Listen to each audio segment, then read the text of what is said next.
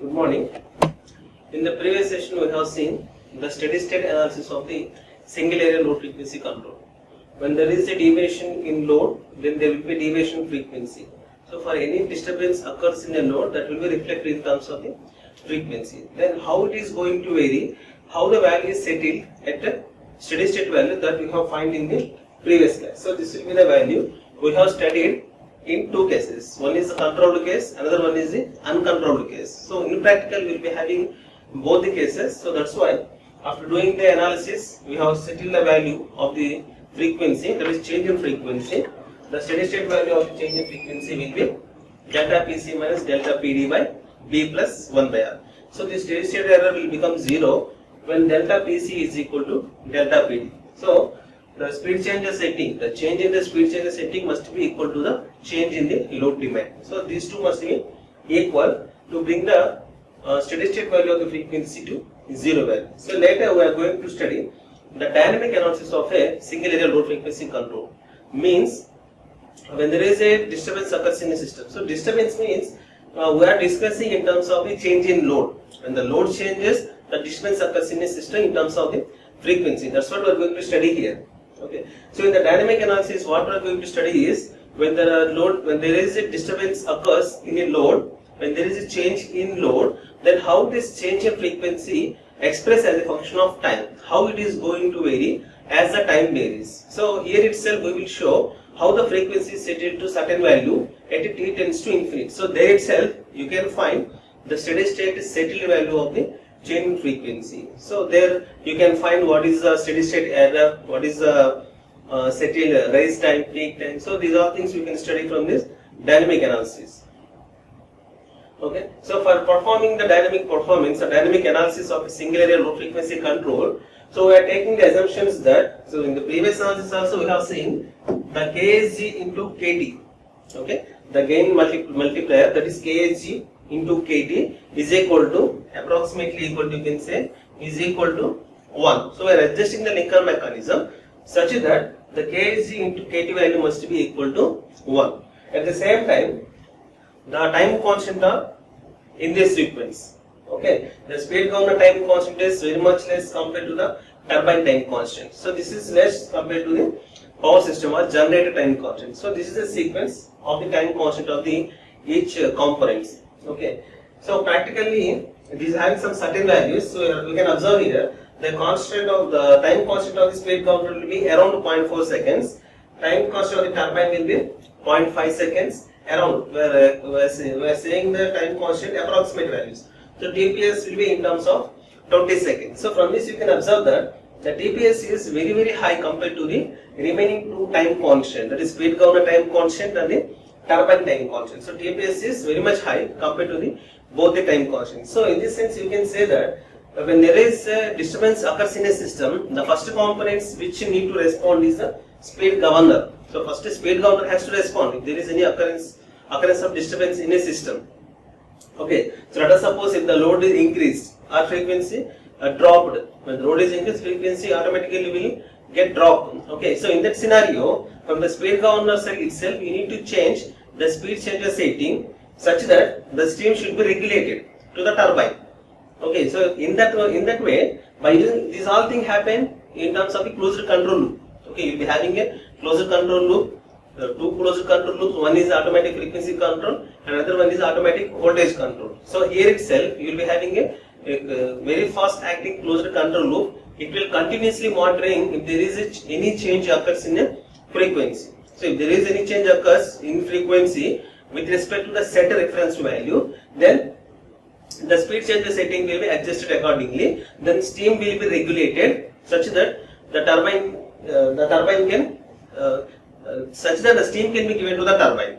Okay. Later the power can be generated accordingly. So that's why what I mean to say is the time constant of the speed governor must be very less. Means within these three components, the first components which need to respond is the speed governor. So after responding on the speed governor only, the turbine has to respond. Okay. So later the generator. So generator has to respond a little bit delay. Okay. So likewise you need to set the time constant. So since it is a very high involvement of very high mechanical systems, so these time constants are decided depending on the inertia of the system. Okay, so this will influence by the inertia, since these all involves with the rotation of heavy masses. So that's why these are decided with the by considering the mechanical components. Okay. So when you compare this, the TS is very less compared to TT, and TT also less compared to the TPS. So these two are, TS and TT are very much negligible compared with the TPS. So for our analysis, what you can say is the TSG and TT can be considered as to be 0. Okay. For the ease of analysis, for our convenience, we are taking the time constant of the split governor on the turbine A is equal to 0. So after taking these two assumptions, the single area is reduced to like this. So this will be the generator component. This will remains as it is. So this generator component will be remains as it is. The speed governor and the turbine. Speed governor and the turbine components will be reduced to 1. So how we know? We have seen in previous slides, KC into KT. You will be having two blocks here. One represents for the speed governor and another one represents for the turbine. So after multiplying, this is G1, G2. So I am reducing the block diagrams G1 into G2. Okay. So this is 1 plus S into TSG. And the second component, which is related to turbine, 1 plus S into TT. So these two components I am representing here. So we have taken the assumption that KSG into KT is equal to 1, TSG is equal to 0 and TT is equal to 0. So after substituting those two assumptions, these block diagrams, these two blocks can be reduced to 1. Okay. So anyway, you will be having a generator component. Okay. So this is the turbine output. This is delta PD, change in load demand. Output will be the change in frequency delta F of S, and this will be the speed regulator constant. 1 by R will be the speed regulator constant. So this is the speed changes setting. Okay, speed changes setting. So the block diagram reduces to like this. Okay. So we are considering for the uncontrolled case. We are considering for uncontrolled case. So uncontrolled case means you are not controlling the system from the speed governing side. You are not controlling the system, a single area, from the speed governing side. You can say mathematically it as delta PC of S. Delta PC of S is equal to 0. Okay, means this component will be 0. So this also can be called as a free governing operation. Free governing. From the speed governor you are not controlling. So that's why it is called as a free governing operation. So delta PC of S is equal to 0. So after that, this component will be removed here. There is no summation. This minus 1 minus can be included here, minus 1 by R. And the transfer function can be written as output will be delta F of S, input will be minus delta PD of S. So output by input, delta F of S by minus delta PD of S is equal to. So anyhow these two will be multiplied. There is no summation symbol. This is connected like this. Okay. So delta F of S divided by minus delta PD of S is equal to, this will be G and this is H. So G by 1 plus GH. So that's what we have written here. You can write delta, output delta F of S, input is minus delta PD of S is equal to, G is KBS by 1 plus S into TPS divided by G by 1 plus GH. Anyway, we are having a minus symbol. So that's why 1 plus G into H. So KPS by R into 1 plus S into TPS. The transfer function you can write like this. So later after adjusting minus delta PD of S, here we are applying the step input. Now apply step input. So step input means you have to replace the delta PD of S with the, okay, so this is step input. So input will be delta PD of S. Step input means the input is delta PD of S. Delta PD of S is equal to delta PD by S. So if delta PD is 1, you can say it as a unit step input, but we are having some magnitude of delta PD. So that's why you can replace delta PD of S is equal to delta PD by S. So this is the term delta PD by S. So Gy 1 plus GH into delta PD by S. So after simplifying, after taking the LCM, this component will be reduced to minus K pi into R. So take the LCM by R plus RS TPS plus KPS into delta PD by S. So after rearranging, you can get this term. Okay. So again, this term will be rearranged. So minus KPS by TPS by S into S plus A. So likewise, you need to adjust 1 by S into S plus A. Okay. So after that, 1 by S into S plus A. So you need to do the partial fractions. So how will you do the partial fractions? Some constant x divided by S into S plus A, for example. So you can write this as A by S plus B by S plus A. So that's what we are doing here. Okay, A by S plus B by S plus A. Clear?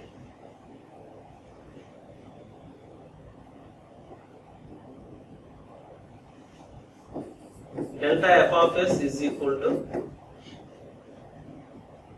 the magnitude by S. You can write A by S plus B by S plus R plus TPS divided by R into KPS. Okay, into some magnitude here. Now you need to apply Laplace inverse. You need to apply Laplace inverse to obtain delta f of t. Delta f of t. So this is in S domain. You are converting the term which is in S domain to t domain. Okay. So after finding the partial fractions and applying the inverse Laplace transform,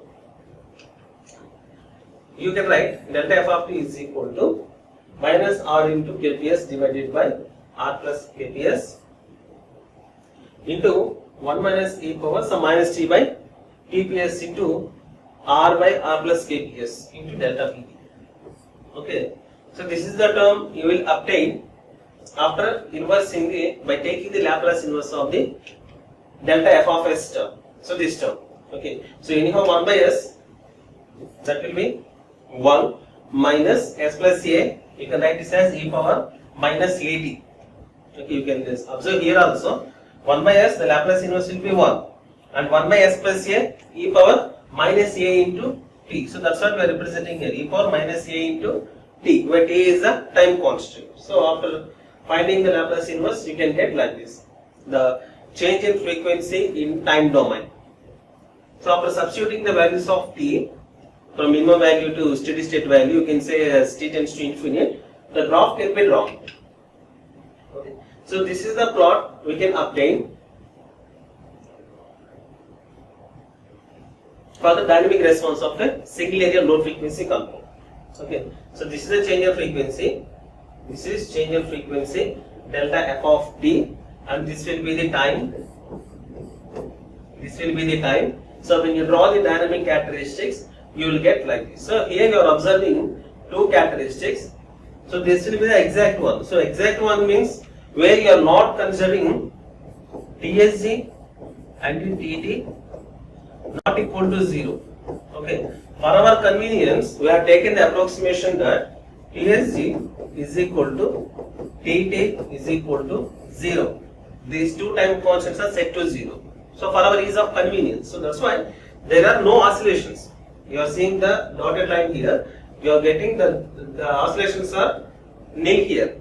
When you are taking the approximation as time constant as 0, TSG is equal to TT is equal to 0, you don't have any oscillation. But in practice, this TSG and TT will be having some magnitude. That's why you will get some oscillations. After some time, the value will be set into some steady state value. Okay, so frequency will be set into some steady state value. So from the final value theorem also, you can find what is the magnitude of the steady state value. So this term, as t tends to infinite, this magnitude will be steady state value.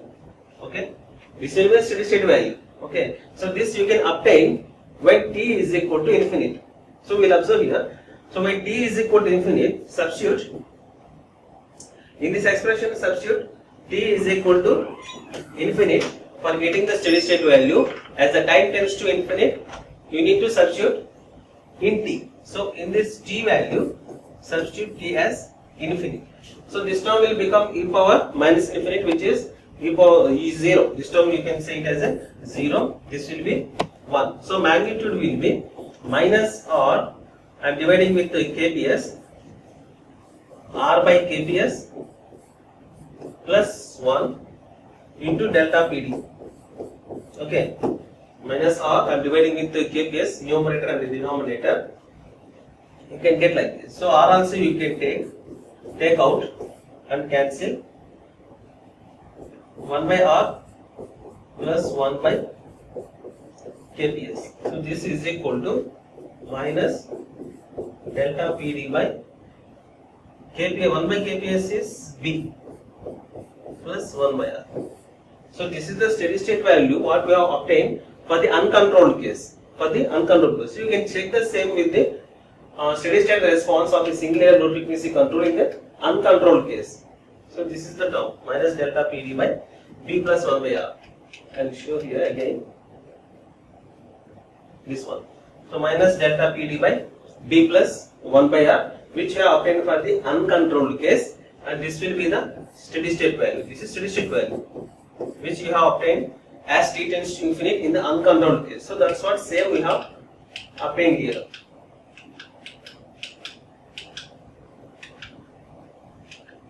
Delta fss.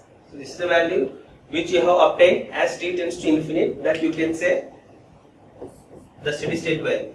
Okay, this is the steady state value. Mathematically, the value will be delta fss is equal to minus delta pd by b plus 1 by r. So this error you are getting here. So you are representing here.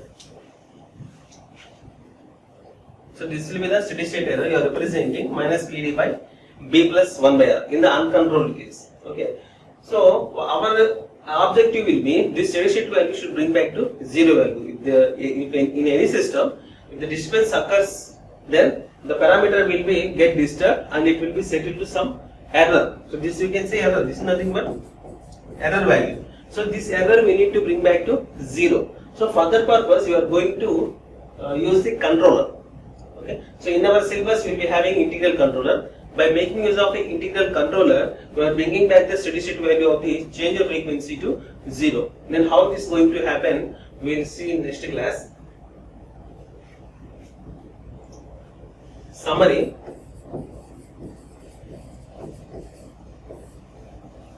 So we have seen dynamic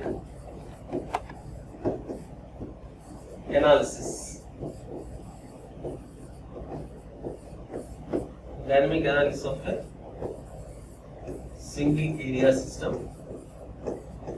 We can say it as single area or isolated area. Okay. So dynamic analysis. So dynamic analysis means you are representing the change in frequency as a function of time. So you will get some expression as a function of time. So after that, as t tends to infinite, you have find the steady state value. This is steady state value, which is nothing but the steady state error, which we have compared and verified with the steady state analysis. Okay. And we have seen the change in frequency characteristics, how the change in frequency is going to vary as the time varies, and how it is settled to some steady state value as t tends to infinite. So that's what we have studied in this session, in the dynamic response of a single area low frequency control. So this error we need to bring back to the 0 value by making use of any type of controller that we are going to see in next session. Thank you.